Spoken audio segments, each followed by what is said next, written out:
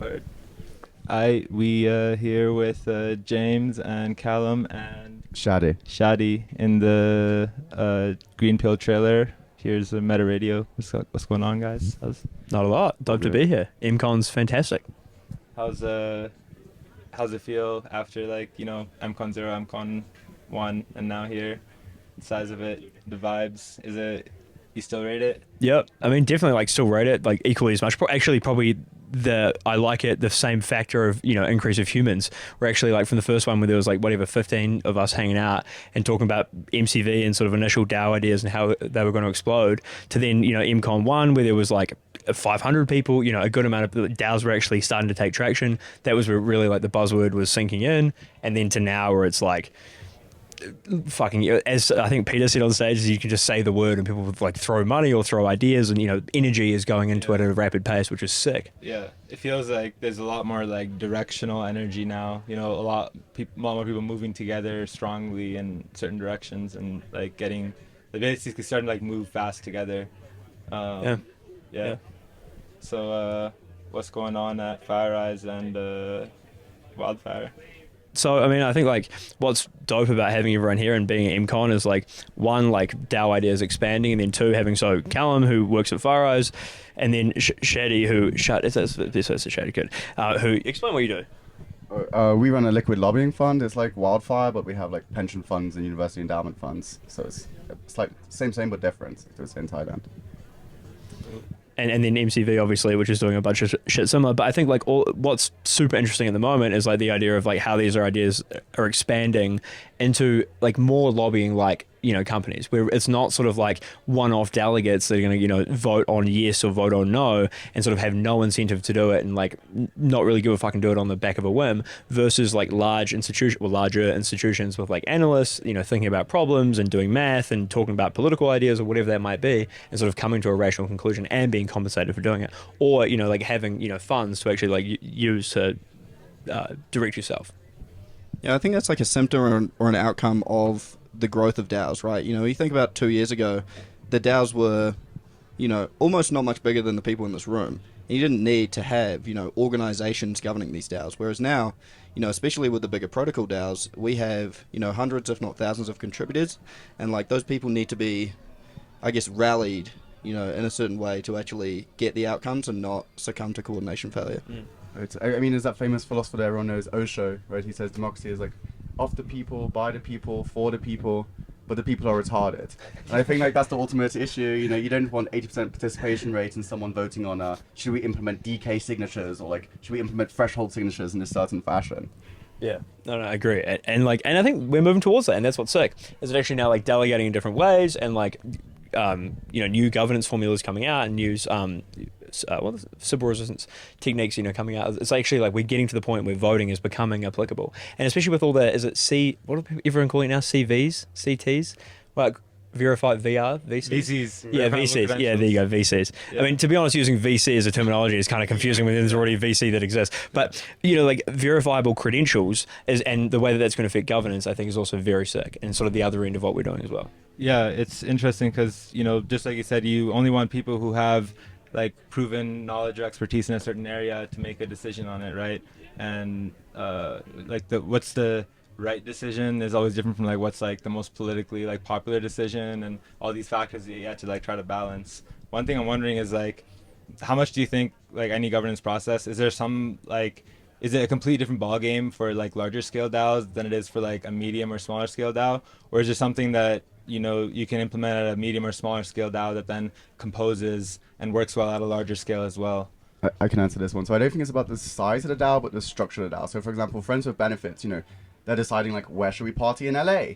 That's not necessarily something you need delegates for, right? You can decide that together. You can look at Google reviews and make a decision, right? But when we get to the level of protocol DAOs or core infrastructure, where you have so much fundamental knowledge that needs to be had, then so even if you're small, let's say, right, Gearbox protocol or Element Finance, right, they still need this level of delegation and governance, but not necessarily every decision is delegated. Yeah, and it's tricky. How do you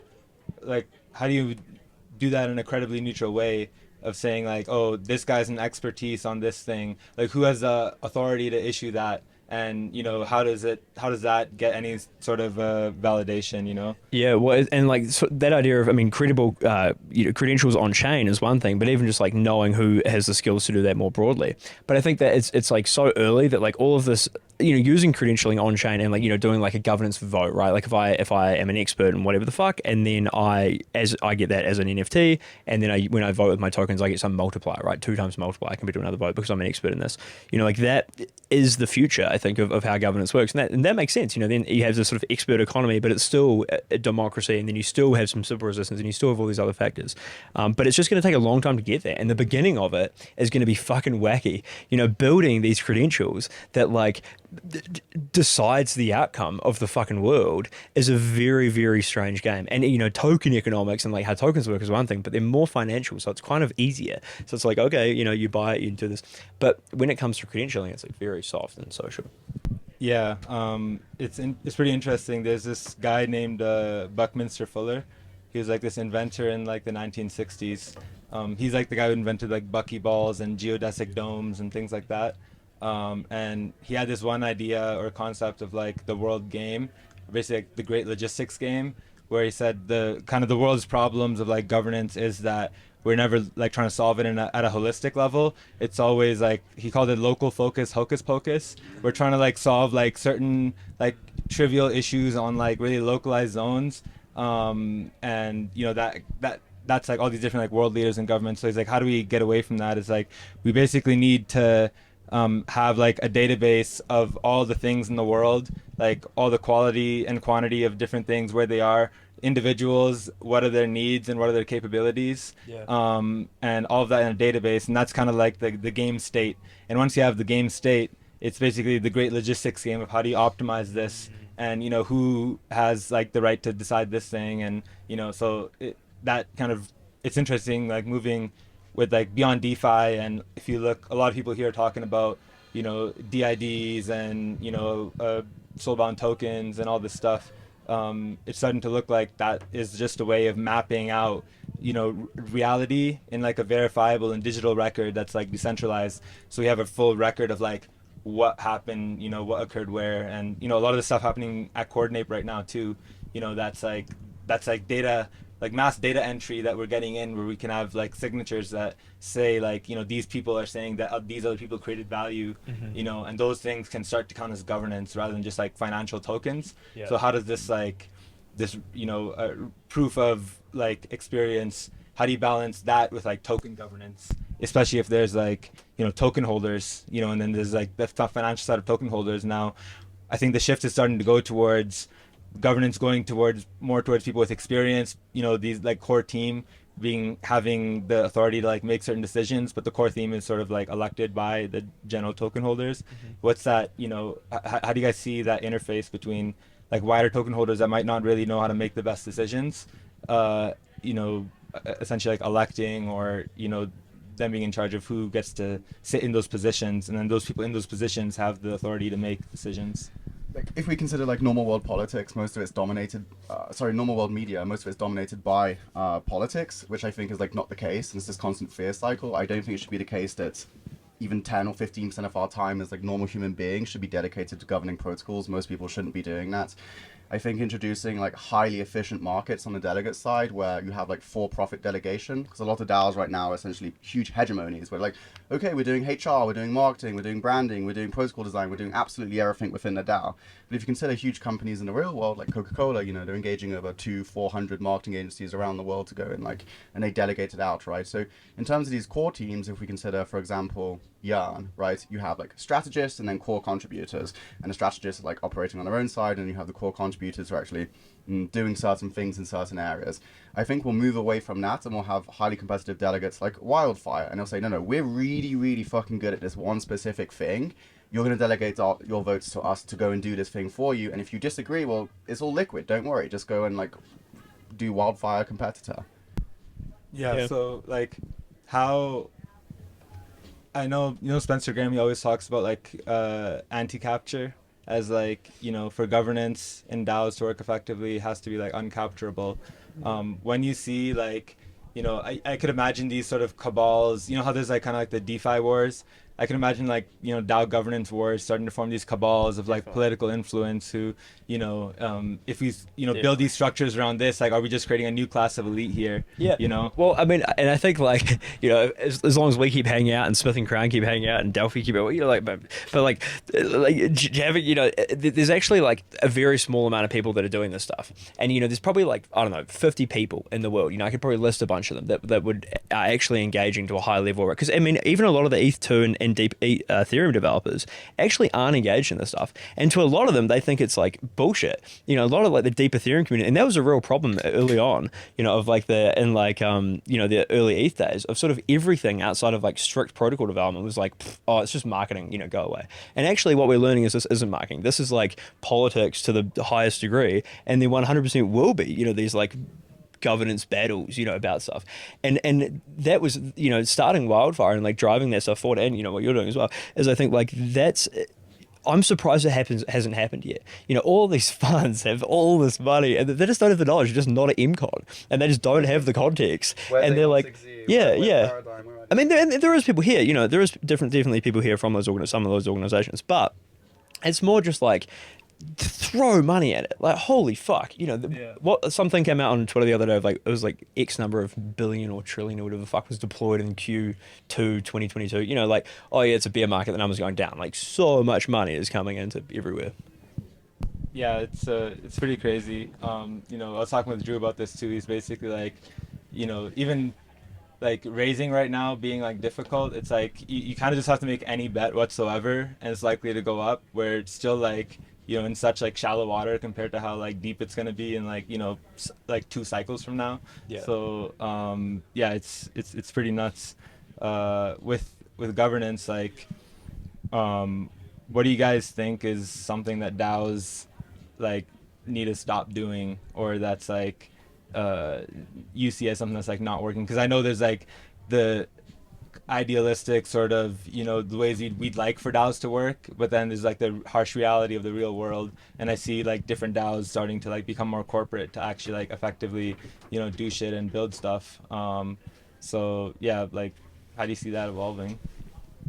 I mean, I think something that we've experienced with, you know, seeing some Wildfire proposals go out is there are a lot of people who, I guess, don't have a lot of context, but are very vocal in the communities, and that's almost hindering the progress. And I think that's, as you say, you know, some DAOs becoming more corporate, is that, you know, you need a bit of kind of like brutal corporate mentality in order to get things done. And like, if we kind of like allow people to spin on ideas and like go back and forth on proposals for too long, then we just aren't going to make the progress that we need to.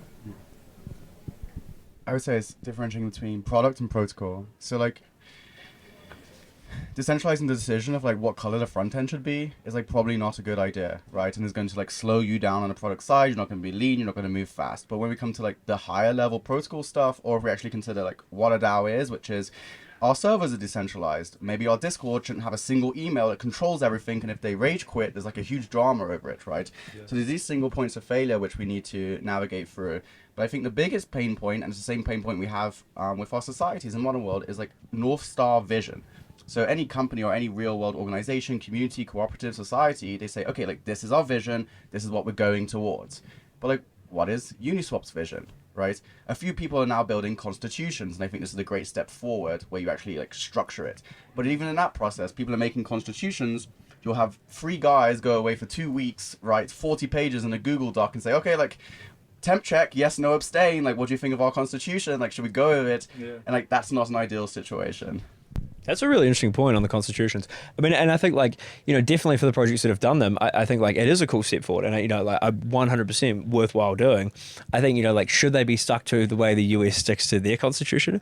Like, probably not. You know, like that would be bad. You know, if in 200 years or whatever the fuck, and we're still using the exact same constitution for some of these DAOs, that's going to be bad. And so, you know, I think it's just about how amenable they are, and realistically, like, it's not too bad because they are, and that's actually a really good discussion topic. I think all of those protocols you should post in and say, hey, how changeable is this? And gather the answers and see what they say, because I think they'd say different things. If only I knew someone that could get me into ENS and these guys. Well, I mean, you just go post on the forum. What do you want me to do, like it?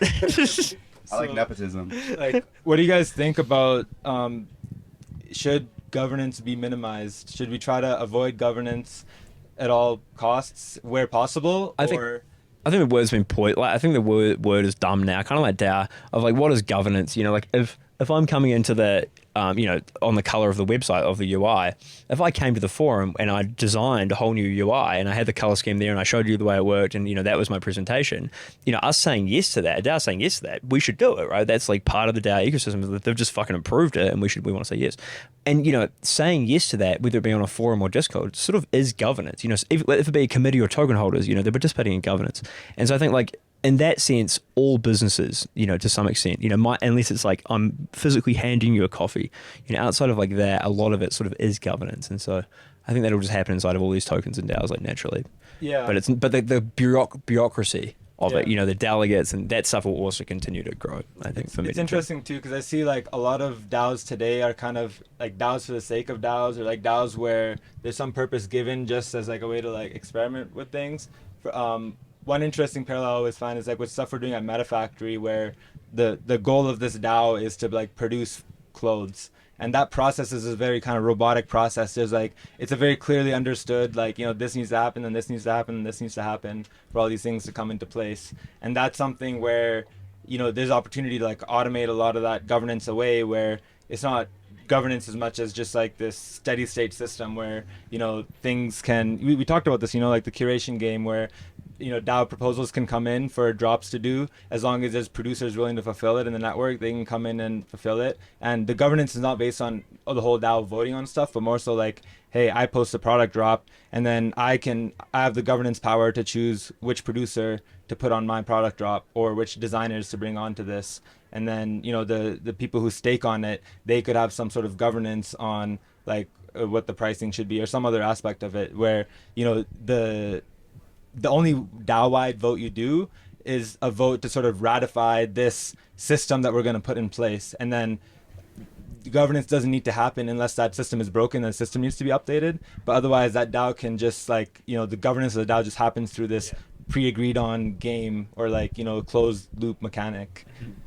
If you go back to like the 2013 BitShares forum, you know, they don't even mention DAOs. They speak about DAs and DACs, right? Decentralized associations, cooperatives and whatnot.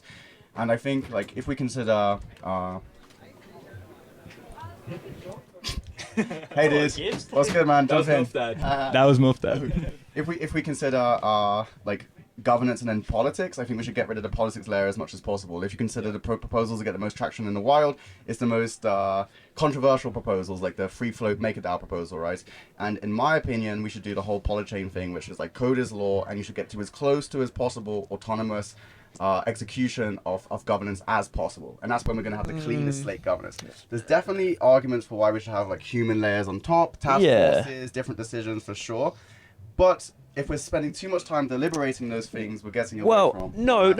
But I mean, because I agree. I think that you do have like, you know, the end game of like on-chain governance is like very strict and very straightforward, right? It's like upgrade these parameters, move money from this treasury to another treasury, right? Like that is, I agree, that's what they should all be. Nothing more than that. It's very strict.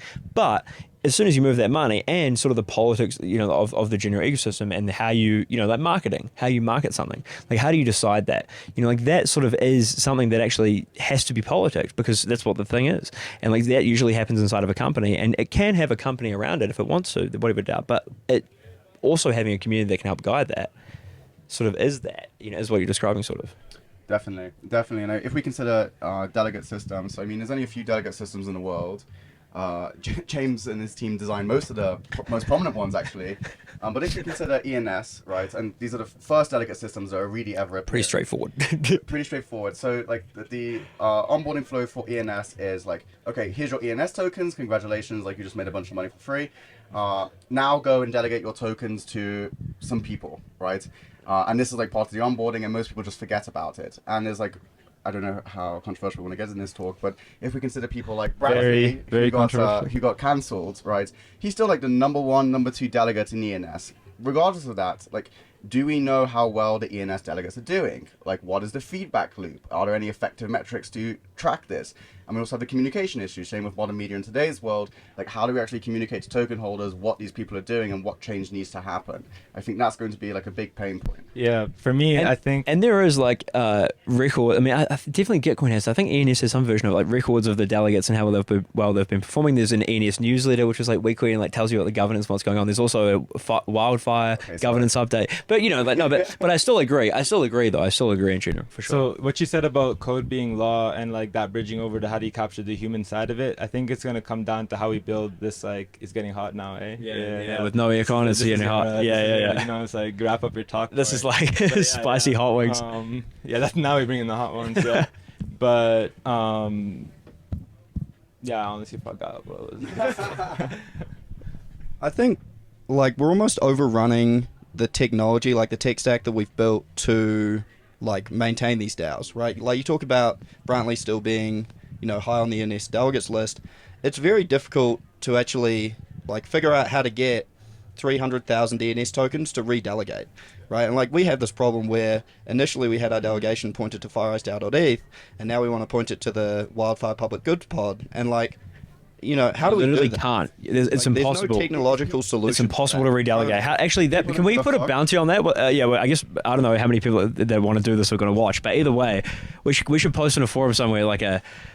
I don't think it's technologically possible though, right? That has to be, no matter what we do, no matter what we speak about at MCON, no matter what tooling we build, no matter what we... If people don't give a fuck, if 30% of all your token holders have their money in Binance, their tokens in Binance, Yeah. and there's complete apathy, right? Like, it's still going to break down. Yeah. But there won't be complete apathy. The reason there's apathy now in some of them is because they have like $100 million market caps, you know, $10 million market caps, you know, like, you know, the ones that have $1 billion, $1 trillion, there's none of them have trillion, you know, dollar market caps. There will be more governance. Just that it's so early. Yeah. You know, we've got to build some like, just keep throwing governance shit into the pond until eventually someone can stand on it and build a tower.